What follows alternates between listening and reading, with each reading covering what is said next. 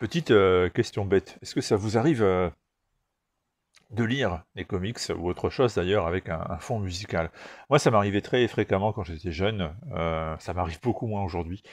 Je préfère me concentrer sur ce que je suis en train de lire et puis j'ai une passion pour le silence dans ces cas-là, mais j'en ai aussi une autre pour la musique et étant donné mon âge, c'est-à-dire 50, assez vieux, et étant donné le fait que j'ai grandi et découvert la plupart des groupes que j'aime aujourd'hui dans les années 80, forcément, à chaque fois qu'on me parle de U2, je suis toujours intéressé, voire même très intéressé. Alors, je ne suis quand même pas non plus complètement naïf, hein. Le groupe a perdu de sa superbe de manière très nette. Les derniers albums sont limite indécents par rapport à ce qu'ils ont fait dans les années 80, au début 90. Mais bon, il n'empêche que ça reste tout de même quelque chose de mythique. Impossible de ne pas trop de pas y penser finalement.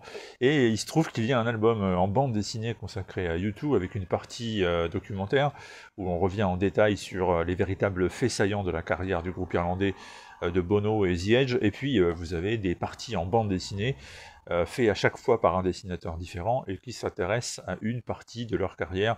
Là par exemple le célébrissime album Achtung Baby et la tournée qui en a suivi, le Zoo TV Tour, qui est probablement le point d'orgue de toute la carrière musicale de U2, en tout cas le moment où ils ont atteint la plus grande célébrité mondiale.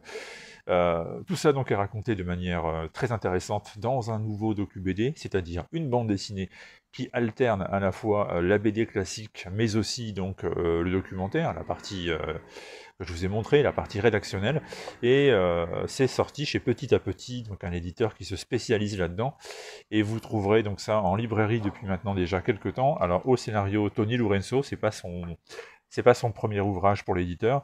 Frank Verica s'occupe de la partie documentaire, et puis dessin, je vous l'ai dit, hein, chaque partie dessinée est due à un artiste différent.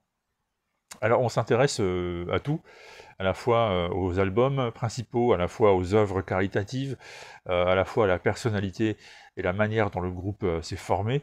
Alors certaines choses, vous les savez déjà, d'autres, vous allez peut-être les apprendre.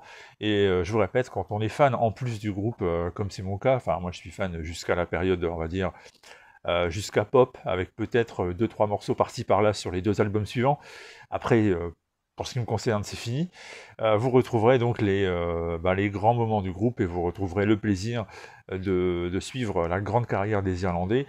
Vous l'avez compris, j'ai un petit faible hein, pour les docu-BD, que ce soit les fameux les polars qui sortent régulièrement, ou bien que ce soit ces ouvrages qui retracent la carrière d'artistes célèbres. Je vous avais présenté ici même d'autres albums, par exemple il y avait eu...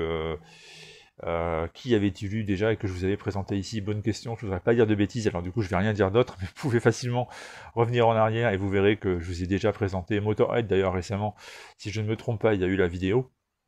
Et vous aurez Bruce Springsteen très bientôt, puisque celui-ci aussi m'a beaucoup plu.